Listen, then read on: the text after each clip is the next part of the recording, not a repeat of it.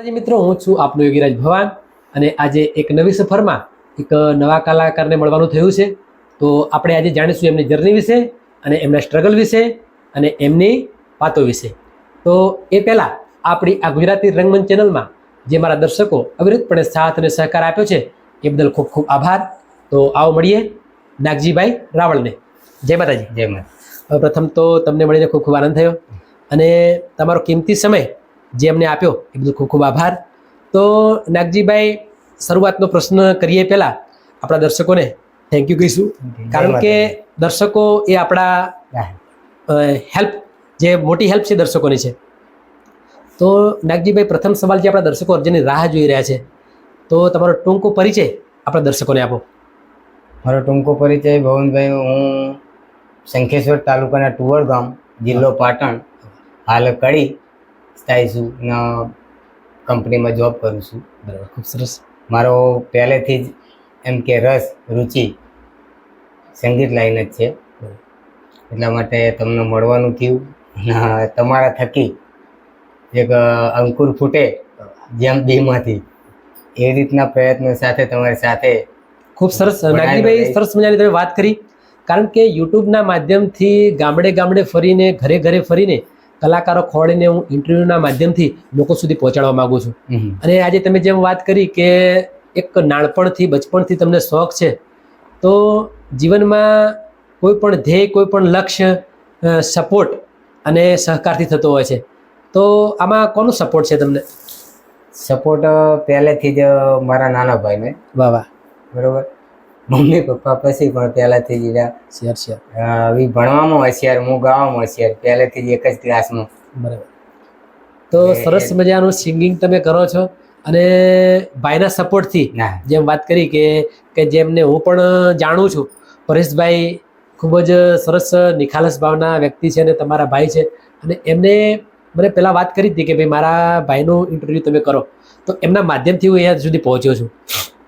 તો વધુ શું ગાવું ગમે તમને? મને વધુ લોકગીત, બાબા, રાસ ગરબા. હા. તો આપણા દર્શકોને સરસ મજાનું એક લોકગીત સંભળાવવું છે તમારા અવાજમાં અને તમારા અંદાજમાં. આપણા દર્શકોને એક સરસ બે લાઈન, ફર્સ્ટ ક્લાસ કોઈ સારું તમને લોકગીત ગમતું હોય એવું એક લોકગીત સંભળાવો. હે આભમાં હે ઝીણી જબુ કેવી વીજળી રે, હે ઝીણા ઝરમરવા રહે મેઘ ગુલાબી, હે નહીં જવા દઉં વેરણ ચાકરી રે, હે નહીં જવા દઉં વેરણ ચાકરી રે.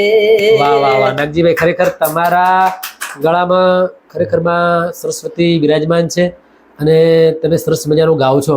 તો કેટલા વર્ષથી આમાં ઇન્વોલ્વ છો? ઇન્વોલ્વ ઘણો ને ભવનભાઈ, કે હું બીજા ત્રીજા ધોરણથી જ વાહ વાહ સ્ટેજ ઉપર મારા વર્ગ શિક્ષક કે નવીનદાર ગાવાનું. બરાબર. એટલે ત્યારથી જ હું ગાઉં છું.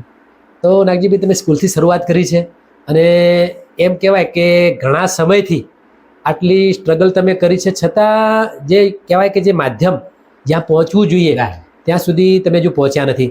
તો યુટ્યુબના માધ્યમથી હું આવા જે કલાકારો છે કે જેને ખરેખર હેલ્પની જરૂર છે અને ખરેખર સારી કળા છતાં પણ આજે એ બજારમાં ઇન્વોલ્વ નથી થયા, તો એક ઇન્ટરવ્યૂના માધ્યમથી હું જર્ની લોકોને બતાવું છું અને એક નવા સ્ટેજ ઉપર, નવા માધ્યમ સુધી પહોંચાડવાનો પ્રયાસ કરું છું. અને એમાં આજે આપણે ચેનલમાં તમે પોતે બિરાજમાન છો. તો પરેશભાઈ, તમારા ભાઈ છે, તો પરેશભાઈના માધ્યમથી આજે એક ઇન્ટરવ્યૂમાં મેં તમને બોલાયા છે.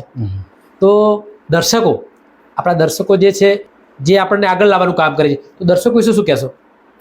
હવે દર્શક મિત્રોના તમારા થકી ને દર્શક મિત્રો થકી હવે અમારા જે મને જે મન ગમતું હોય, મારી લાઈન છે, એમાં સપોર્ટ કરો. બરાબર.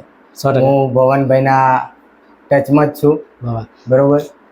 એટલે એમના થકી ને તમારા થકી અમારું કાંઈ આગળ ચડોતરી થાય. 100%. તો દર્શકો, પોતે નાગજીભાઈ સારા એવા કલાકાર છે અને ખરેખર એમને હેલ્પની જરૂર છે. તો તમારા કોઈ ફંક્શન હોય, કોઈ પ્રોગ્રામો હોય અથવા કોઈ એવા કાર્યક્રમો હોય ભજન સંતવાણી લોકગીત રાસ ગરબા તો 100% તમે એમને પોતે કડીમાં રહે છે ઇન્વોલ્વ કરજો.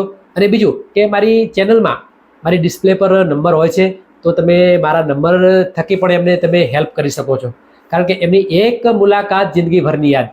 તો પરેશભાઈ આગળ એક સરસ મજાનો ગરબો જે તમને વધુ ગમતો હોય એવો ગરબો આપણે સંભળાવો છે આપણા દર્શકોને. ચોક્કસ.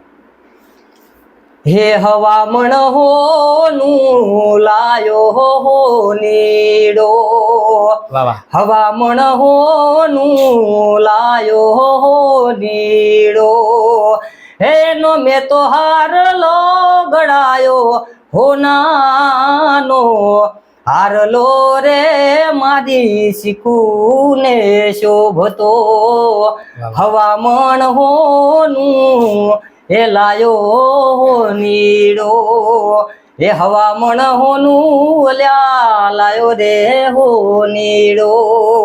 વાહ મોજ વાહ. ખરેખર આવા કલાકારો હજુ એટલા બધા છે જગતમાં, પણ ખરેખર એમને કોઈ એવું સરસ માધ્યમ મળ્યું નથી. નહીં તો મોટા કલાકારોને શરમાવે એવા તમારા અવાજ અને તમારું ગળું છે. તો નાગજીભાઈ આ શીખ્યા કોના જોડે? શીખ્યા બસ જાતે જ? એમ જ જાતે. વાહ વાહ. કુદરતે કળા આપી છે તો એ તમે પોતે બહાર લાવવાનો પ્રયાસ કર્યો છે તમે, તો ખૂબ સરસ વાત કહેવાય. અને માં ભગવતીને પ્રાર્થના કરીએ કે હજુ તમે આગળ હા. ખૂબ મોટું નામ બનાવો, એક સરસ મજાના મોટા સ્ટેજ કલાકાર બનો, એવું માં ભગવતીને પ્રાર્થના કરીએ અમે. અને 100% દરેક કલાકાર મહેનત એટલા માટે જ કરતા હોય છે કે એનું કંઈક બજારમાં નામ બને અને લોકો સ્વીકારે. અને એ શક્ય ત્યારે બને કે જ્યારે એનો સમય, કહેવાનો મતલબ કે એનો સમય પાકે ત્યારે. તો નાગજીભાઈ તમને વધારે કયા કલાકારો ગમે છે? વધારે જિગ્નેશ કવિરાજ, વાહ વાહ, રાકેશ બાબુ. ખૂબ સરસ. તો જિગ્નેશભાઈનું અથવા રાકેશભાઈનું એક સરસ મજાનું ગીત તમારા અવાજમાં મારે સાંભળવું છે, કારણ કે એ તો સારા હાઈ લેવલના કલાકારો છે અને લોકોના મોઢે, લોકોના હૃદયમાં એમનું નામ છે. તો આપણું પણ એક સરસ મજાનું નામ બને એવી આશા સાથે એક સરસ મજાનું એમનું ગીત તમારા અવાજમાં સાંભળવું છે. હે ના ગયા પછી જિંદગી હાવ પૂરી થઈ ગઈ. વાહ વાહ, ક્યા બાત હે. હે ના ગયા પછી જિંદગી હાવ પૂરી થઈ ગઈ, હે મારી સંભાળ લેનારી જતી રે રહી, હે મારી સંભાળ લેનારી જતી રે રહી. વાહ વાહ વાહ. એરી હામણા મણા સુરે થઈ ગયા, કીધા વગર એ તો દૂર રે થઈ ગયા, હે મારી વાતનો વિહામો મન મળ્યા વિના જઈ. ક્યા બાત હે. હે મારી વાતનો વિહામો મન એ મળ્યા વિના જઈ, હે મારી સંભાળ લેનારી જતી રે રહી, મારી સંભાળ લેનારી જતી રે રહી. વાહ વાહ વાહ, ખૂબ સરસ જોરદાર અવાજ છે તમારો નાગજીભાઈ. અને ખરેખર મને તો એવું લાગે છે કે ટૂંક સમયમાં તમારું બજારમાં ખરેખર નામ થશે. જો કદાચ એવો સપોર્ટ મળી જશે અને માં ભગવતીને મંજૂર હશે તો 100% અવાજ એટલો મસ્ત છે. તો એ અવાજ તમે આજે જિગ્નેશભાઈનું જે ગીત તમે ગાયા ટ્રેન્ડિંગ વાળું, હા. અને મને એવું લાગ્યું થોડી વાર તો કે ભાઈ બસ સાંભળ્યા જ કર્યું એમ, પણ સમયના અભાવે આપણે બીજા કોઈ તમારા પ્રોગ્રામોમાં કહેવા કંઈ સાંભળીશું. તો મારો બીજો પ્રશ્ન એવો હતો કે જ્યારે તમે જિગ્નેશભાઈનું ગીત ગાતા હોય અથવા રાકેશભાઈનું ગીત ગાતા હોય અથવા તમારું પોતાનું કોઈ ગીત ગાતા હોય તો એવા તમારા પોતાના અવાજમાં કોઈ આલ્બમો બનાવેલા ખરા? આલ્બમો નથી બનાયા, પણ અમારો જ અવાજ છે એમ. બરાબર. કોઈ કોપી નહીં હા હા. કે ના કોઈ સ્ટુડિયો રેકોર્ડિંગ કે એવું કંઈ કરેલું? સ્ટુડિયો રેકોર્ડિંગ આઈસ સ્ટુડિયો કરેલું અમદાવાદ હા હા, એક. બરાબર. કયું ગીત મારા હતું એ? દિલ હવાલાખનું હા હા. એ રીતે. તો જરા એ સંભળાવો જરા, એ 100% સાંભળવું છે મારે. મારું દિલ હતું હવા લાખનું, તારા પ્યારમાં થઈ જ્યું રાખનું, મારું દિલ હતું હવા લાખનું, તારા પ્યારમાં થઈ ગયું રાખનું. ખૂબ સરસ. નાગજીભાઈ, મારા માટે કોઈ કલાકાર નાના નથી, કોઈ કલાકાર મોટા નથી. હું દરેક કલાકારોને એક જ નજરે જોવા માંગુ છું, કારણ કે ઉભરતા કલાકારો આજે નહીં તો કાલે એક મોટા કલાકાર બનવાના જ છે. તો એમનામાં પણ એક મને મોટો કલાકાર દેખાય છે. તો આપણી આ ગુજરાતી રંગમંચ ચેનલમાં જે તમે ઇન્ટરવ્યૂ આપ્યું તો કેવું લાગ્યું? બહુ સરસ ને મારા થકી તમને એક અપેક્ષા કે હું જ્યાં સુધી મારા લક્ષ્ય સુધી ના પહોંચ્યું ત્યાં સુધી મને હેલ્પ કરવા. શ્યોર નાગજીભાઈ, એના માટે જ હું એક આ નવી ઝુંબેશ ચાલુ કરી છે કે મારે કલાકારોને મને મળીને મને ખૂબ જ આનંદ આવે છે. એમાં નાના કલાકારો, ઉભરતા કલાકારોને હું ખોળું છું અને એમના જોડે વાતોચીતો કરીને એક પોડકાસ્ટ કરીને જે લોકો સુધી પહોંચાડું છું. તો મિત્રો, નાગજીભાઈ રાવળ પોતે સરસ મજાના કલાકાર છે, તો એમને ખરેખર હેલ્પ કરજો અને 100% એમને તમારા પ્રોગ્રામમાં ઇન્વોલ્વ કરજો. ફરી એકવાર કહું છું. અને બીજું કે આપણી આ ગુજરાતી રંગમંચ ચેનલને લાઈક કરજો, શેર કરજો, કોમેન્ટ કરજો અને સબસ્ક્રાઈબ કરવાનું ન ભૂલતા, જેથી કરીને આવા સરસ મજાના નવા કલાકારો હું તમારા સુધી પહોંચાડી શકું. અને બીજું કે મારો બીજો વિડીયો આવે ત્યાં સુધી નાગજીભાઈ રાવળ અને ભવાની અગિરાજના દરેકને જય માતાજી.